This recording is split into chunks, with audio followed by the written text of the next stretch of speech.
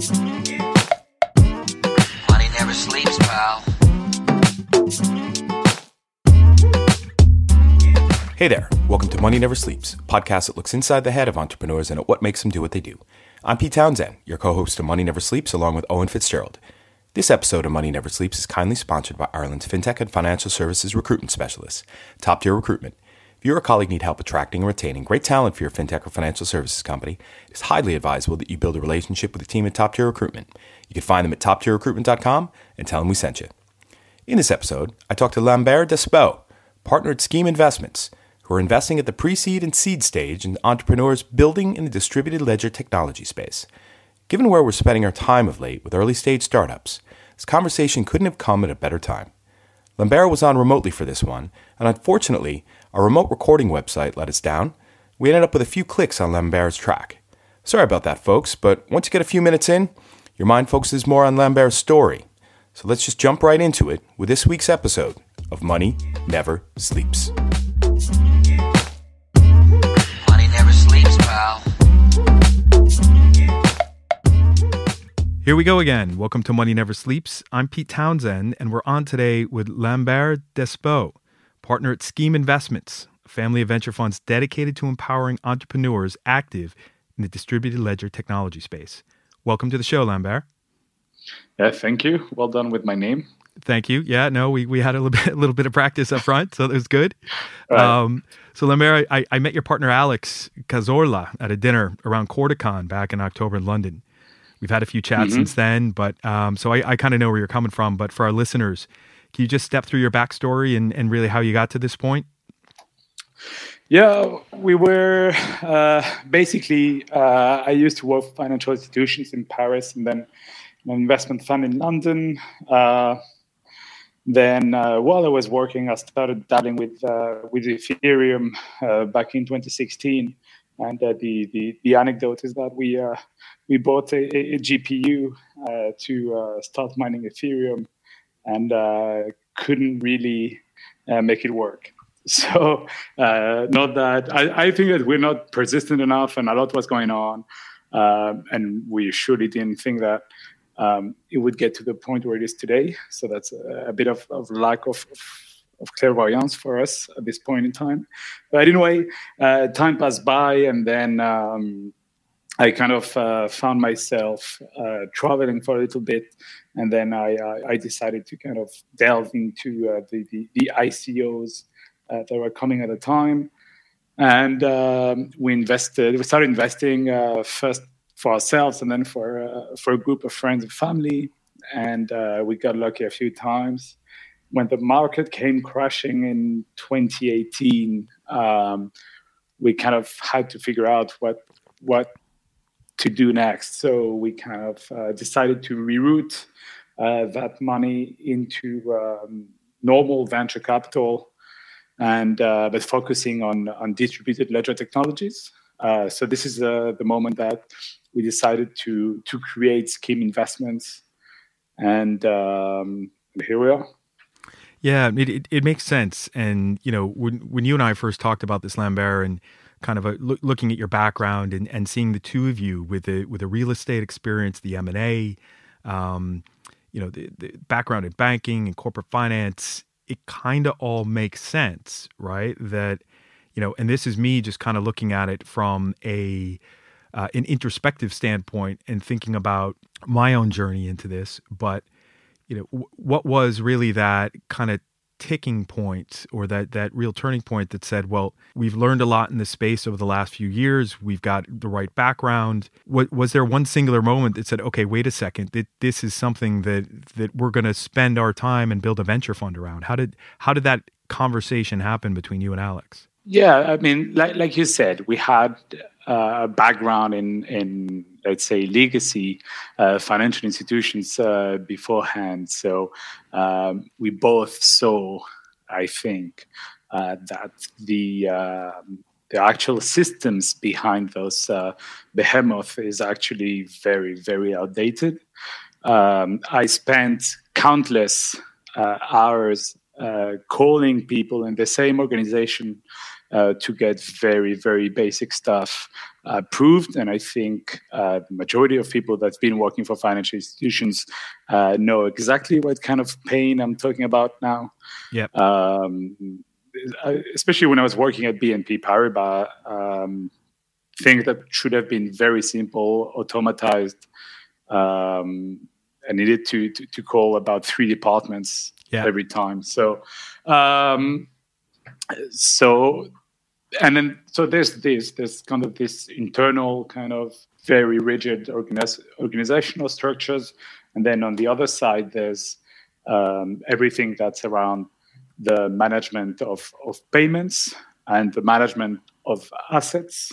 One area where we see that there's a lot of improvement to be made by DLT, and it's a sector where we think it's really ripe, is the security space. I mean, when you think about it, for everything that's private securities, it hasn't evolved since the 1930s, basically, and we still represent them on contracts with signatures and lawyers, where we do have a technology that exists today. And thanks to the mutability of properties, among others, of the DLT, we can actually translate those contracts today in a digital form and make the transfer from person to person so much easier and wastes so much less energy in doing that. Absolutely. I'm with you. And people talk about startup founders and the strength of a startup founder that has deep firsthand experience at the problem they're solving. Obviously, a quality that is well sought after in investing in founders. You guys seem to have that deep firsthand experience as well, right? And that you know what you're kind of looking for in founders now with the problems they're solving, right? Yeah, exactly. Yeah, I mean, it's pretty difficult to try and solve a problem that you haven't lived. There was in the construction of scheme investments, there were 2 moments. There were the first moment, which was, wow, this technology is amazing in general. It sounds a bit naive, but us discovering the possibilities of a smart contract kind of took us a blast, and then there was the second realization, which was we have this beautiful piece of technology and we have an industry which is just ripe for disruption by this technology, which is the financial industries, the financial services technology, from where we both come from. So there's kind of mixing 2 things in what we believe is a perfect mix. So there's that, and then we've been joined recently by a third person called Angela Alvarez, who basically used to be head of investment banking for a division of BBVA. She was beforehand on their corporate development department. So basically, when BBVA was at the top of its game in the late 2000s, she basically bought banks and sold banks. So basically, she knows what a bank is inside out. When we first met her, she was actually very, very bullish on DLT in general, and it's kind of a very important validation of our strategy for us. That someone like her with her experience comes in and says, yeah, this is exactly what the financial services sector needs today. And we're very happy that she's joined us. Perfect. No, that makes a lot of sense. And I want to come back to that in a minute, because I had a conversation this morning that was kind of the opposite side of it. But just tell us a bit about how Scheme Investments is set up, and are you making investments now? What are the next steps? How is this all going to unfold? So right now we have set up a small investment vehicle out of Malta. We started the process back in March 18 when Malta came out of the woods saying that they wanted to be the blockchain island. Yep. So we rushed there and we found a place where we could actually set up small investment vehicles with not too much hassle. So this is the platform that we use to make our investments. We've made 3 investments this year. We hoped to make 5, so we're missing the mark a little bit. But that's a good thing. It means that we haven't rushed into investments. And right now, we're actually just started last month to have our first conversations for the fundraising of our second fund, which will be incorporated in Luxembourg, most probably. Okay, great. And the timeline for your second fund? As soon as possible. Yeah. but I think that we are, fundraising takes time. So we think that realistically, we're targeting Q3 next year. Okay, cool. And what do you think in terms of Lambert, your experience so far, right, with the first fund? Are there any intricacies that you've kind of figured out so far that you didn't expect when when thinking about making these types of investments? What were some of the learnings so far that have been helpful to you? I would say that the technology is even more in its infancy than I thought. Yeah. In 2018, we were almost fearing of missing out of the latest innovations and thought that we were already very late. Actually, it's the contrary. We were almost too early. Yep. Especially the kind of partners of our portfolio companies, all the legacy financial institutions are not ready. So there's a lot going on. There's a lot of POCs. We have a technology that is maturing and that is allowing for new use cases, but there's almost no production whatsoever today. So I think that there are very strong signs from the industry. The industry wants to go somewhere. The industry wants to use that technology, but we're still very early. Would that be kind of the single biggest thing that you've got out of the investments you've made so far? Yeah, definitely. Yeah, definitely. Yeah. And we've had very positive traction with our portfolio companies so far. With one of them, we've invested with Barclays, and the other one, I think it's a bit too early to disclose, but they're working with major U.S. financial institutions already, when both are at seed stage. So that's very positive. But again, we're talking about POCs, and we've done our research, and there's actually very little in production today. Yeah, I'm kind of thinking that if you weren't too early, that wouldn't be a good thing, right? And that you want to be early. With some of the folks that I'm working with right now, Lambert, some of the approach that they're taking, that yes, DLT is a technology here that's empowering and enabling my value proposition, but they don't talk about it too much, right? So there may be some of these instances out there in the market where the technology is being used, but it's not being used to its fullest potential, and it's only really being used in kind of a go-to-market type way, right? And where with distributed ledger technology and with the main thing for me, and Richard Gendel-Brown from R3 talks about this, that, I think he said that it's, I know that you know what I know, right? And being able to have all of your participants in your own commercial framework for the business that you do, usually, so far where DLT has made some headway is in financial services. And that's what we're talking about today. But, being able to say out to everybody that you don't need to keep all the records. We're all working off distributed systems here. We are all sharing basically the same distributed set of data.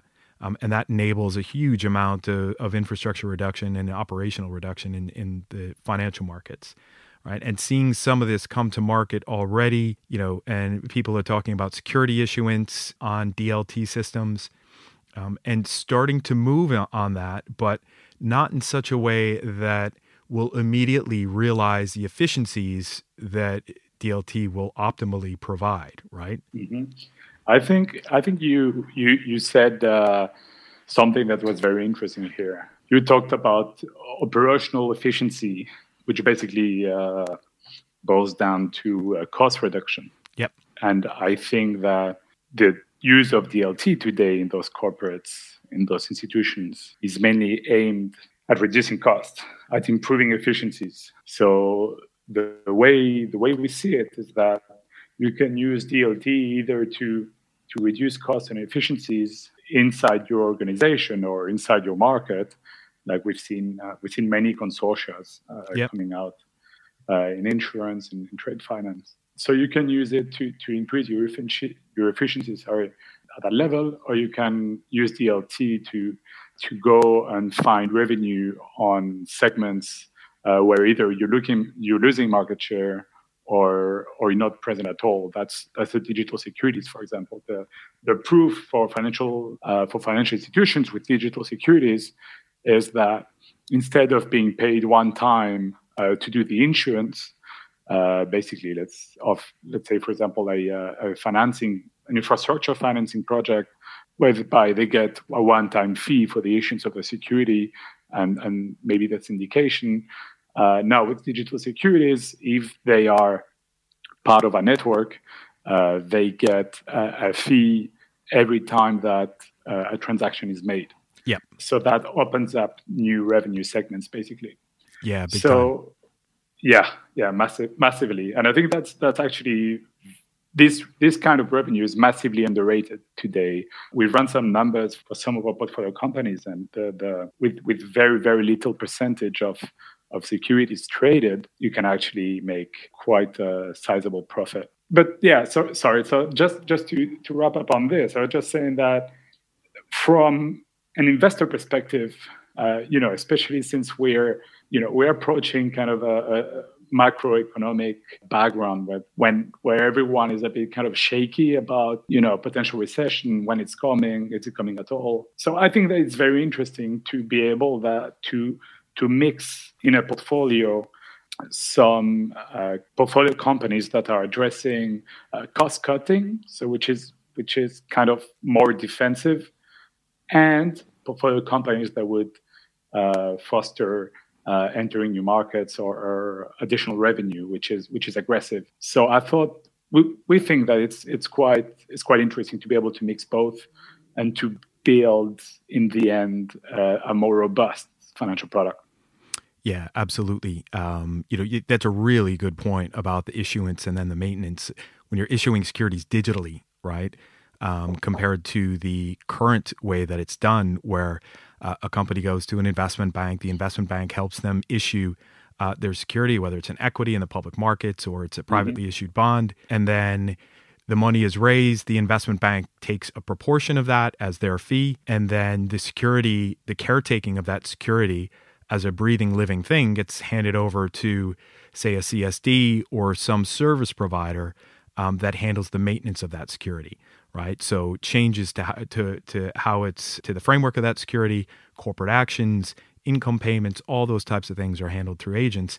I think what we're saying is that when you issue them digitally, while that issuance point can be a piece of technology, but also then the maintenance of that can just stay in one place. Right? You're immobilizing that security. You don't need to move it around to all these different service providers. And that is where this new revenue comes from, right? So that one-off issuance isn't really the big draw here. It's that this services revenue that gets created with every single transaction, with every single adjustment that's made, that is going to be for the person that's paying for it, for the company that's paying for it today. It's going to be less than what they're paying right now, but created a brand new revenue stream for the startup or venture themselves, right? Yeah, exactly. And that's even without when you're selling that to financial institutions, that's even without counting all the cross-selling that this financial institution would have from being able to offer such an offering, like think about custody, fund management, if any, lots of different other business lines that they would not be using otherwise. Absolutely. Just shifting gears a bit, Lambert, just kind of thinking about you for a moment. What do you think are some of the personality traits of yours that have made you successful in making this transition from real estate and M&A and corporate finance into venture investing? I started my career doing core real estate investments, and I got bored out of it very, very fast. I've always been seeking more risk taking. So I've always had venture capital in the back of my mind ever since I was at university, actually. Yep. And then life happened, and I got different series of jobs, and kind of venture capital catched up on me in the end.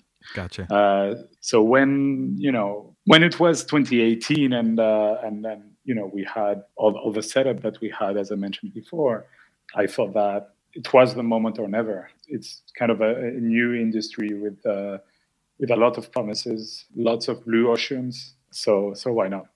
Absolutely. It's kind of like being an e-commerce or an internet investor back in 1999, or even better yet, in 2001, 2002, after, the first bubble burst, right? And that now people are building, right? And they're building the things that are going to make a difference, in the coming years, rather than just playing on the hype of a name like, what was that, Ice-T in the U.S. that changed their name to, it was Long Island Ice-T, and they changed it to Long Island Blockchain. So absolutely. Just getting away from those kinds of things and really looking at the opportunities to build, which is pretty cool.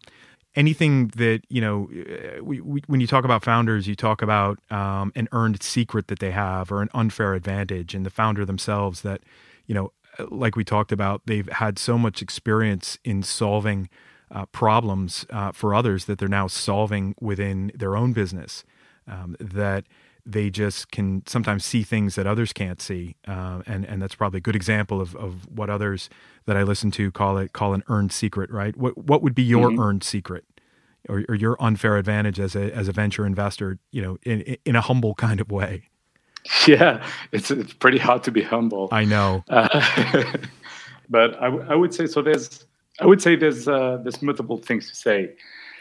First of all, and we've mentioned that multiple times, is that we've been there and we've done that. So we've been in the battlefield, we've been in the trenches.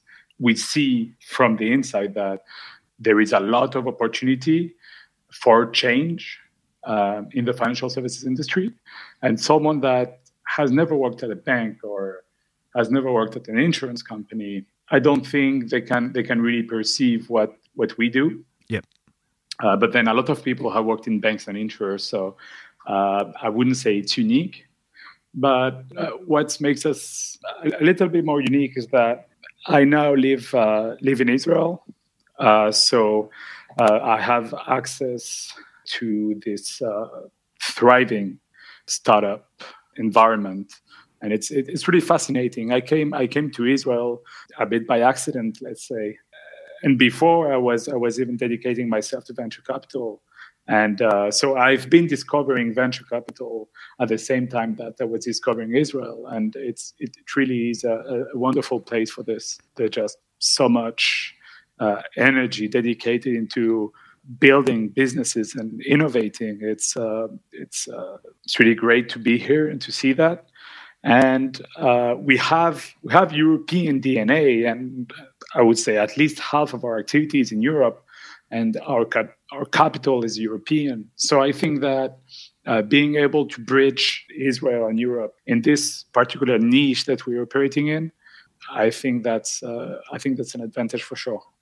Absolutely. That's a really interesting point about Israel, and paralleling that with my own experience here in Ireland with the fintech scene here, and my own awakening to venture capital, my own awakening to startup was along the development of the fintech ecosystem here in Ireland, and the interplay with what's going on in London, in the UK market, and how Brexit is influencing a lot of that as well. So definitely have an appreciation for that, and spoke with someone recently, Lambert, about the exact context that you're talking about with Israel, and how quickly things are developing, and how much, if I have this right, well, if I don't have this right, please let me know, but how much is spent in Israel on defense and on defense technology, and that naturally plays into cybersecurity, right? And things like cryptography and all of these things we're talking about here today. And that technology is just moving so quickly. And that if you are in this space for 3 years, it's like being in the semiconductor or the router space for 15 years or 20 years, and getting that, just having that firsthand working experience with getting out there and talking to founders in this type of community just can be totally enlightening and also incredibly educational at the same time, Yeah, exactly. They also have a lot of support from from universities, and it's kind of like a self-fulfilling prophecy.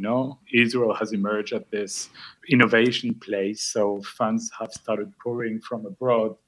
Obviously, there's very strong ties to the US and to US capital, and so the more capital flows, the better the infrastructure, and the whole ecosystem grows, and then the more even more capital flows. You see what I mean? Yeah. So it's kind of a virtuous circle, and that's been building for the past 10 to 15 years. So now I think we're really in a good setup point. Great. And what keeps you going on those tough days? I want to be right. Yeah. Yeah. I mean, I'm optimistic. I don't want to find myself in a few years and telling myself, "Oh, damn, you should have done this, you should have done that." I'm really convinced that blockchain, DLT are technologies that can contribute, to their small extent as a piece of a larger machine. I really think that it can contribute to the betterment of first the financial system and more largely society. Yep. I think it's very exciting because it's new and because it's starting to find its use cases. So I think now is actually the right time to be around. It was a great time to be around in 16 or in 13 for Bitcoin. But I think that now it's a really great time to be around when you want to try and change operations in specific sectors, and financial services is not the only sector that may benefit of the technology. So yeah, everything is very exciting, and I don't want to, I don't want to be a few years from now and think, I was not smart enough not to risk everything to be working on this. Yeah, I know risk appetite is a big thing. And just what you said as well, Lambert, about society and that impact. I've said this before, that I'm the only one in my family without a doctorate degree. Both of my sisters are professors, are having a much more profound impact on society by what it is that I do. But one of the more interesting stats, there was a group in the UK called the Transparency Task Force, led by Chris Sear, a number of years back. And he's now actually running a startup called Clear Glass, which is taking all this information from pension funds in terms of their cost structure and their framework, and running it through models and doing the reporting that's required to the UK authorities now. I had a chat with Chris on Friday, and he said that if the 1.5% to 2% roughly of expense framework that you find in pension funds, if that was actually reduced in such a way, or in the way that DLT can reduce that, you're really looking at, over the life of someone's pension savings, that 1.5% to 2%, that compounding over the 47 years that they would be saving in a pension, they would double their pension, right? And that's the impact that all of this can have on society, right? Is that there is an old way, and you work through security issuance numbers. And I work this through with the guys from QPQ here in Ireland, who are building really the Death Star of corporate investment banking, which is another conversation. But they are, with every $100 that gets invested in the market, depending upon the way you invest, you're either starting at $96 and then working your way up from there, or starting at $92 and working your way up from there. So that's up to 8% that just gets lopped off the top just by the way that security markets operate today. And we can do a lot more to deliver into people's pension funds, into people's savings as an industry as a whole than what they're doing right now. Yeah. I mean, I'm not surprised by either of those numbers. Yeah. And that's for existing services, running services. But I personally think that we're just starting to scratch the surface of what's achievable. And I think that we haven't scratched the surface of what's feasible for retail, for individual investors, especially, the P2P market has become what it is. But I think that a huge part of the promise sits in the financing of entrepreneurs at every level, not only in tech startups. Yeah, absolutely. Entrepreneurs are the ones taking risks. We need to support them, Kind of wrapping up, what would you say would be one thing that people wouldn't expect to know about Lambert? Yes, that's a tough one. Yeah, I think I love electronic music. Okay, where'd that come from? Yeah, I would say from my younger teenage years, electronic music production was just coming out, were just emerging. So there was this, from the 70s, if you wanted to produce electronic music, you had to pass by a big series of instruments with cables going from one to another and lots of buttons and whatnot. And in the 90s, since the invention of techno music and then the mainstreamization, if you can say, of electronic music production, it kind of opened up a whole world of opportunities for musicians. For some reason, me and my friends, early teenage years, got very, very fond of this kind of music, and we saw it evolve. There's every minute that passes, there's ramifications of music that are appearing. It's kind of it's like entropy. It can only go out. It can only create more. And I find that fascinating. It is. DLT is the new techno, right? You're talking about the same thing. Seeing this music that back in the 70s and 80s, you needed all these wires and all these different platforms to pull it together. Now you can just do it so simply, right? And you can look at the financial markets that will unfold in the future in the same way, right?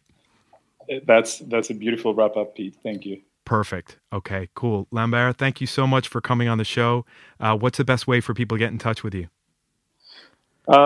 Just send me an email, Lambert@scheme.investments. Awesome. Or I'm available on LinkedIn, Lambert Despaux. Yep, we will get that into the show notes. There's this great thing I use now called Bridge. A shout out to Connor Murphy.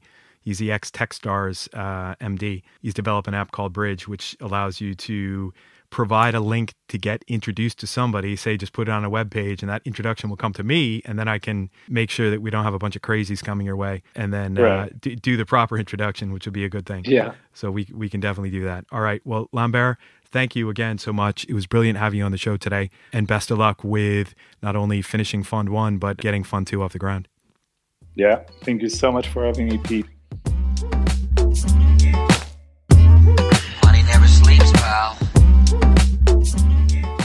That does it for this week, folks, and thanks to Lambert for opening up his mind to help us figure out why he does what he does. Links and show notes for this episode are on moneyneversleeps.ie, so check us out online. Remember, if you or a colleague need help attracting and retaining great talent for your fintech or financial services company, it is highly advisable that you build a relationship with the team at Top Tier Recruitment, as they really know their stuff. You can find them at toptierrecruitment.com. Also, thanks to Conan Brophy from Create Sound for editing this podcast. As for me, I increase the odds of startup success. Get in touch through the contact page on norioventures.com. You can follow Owen on Twitter at OwenFitzgerald9. Finally, till next time, thanks for listening. See ya!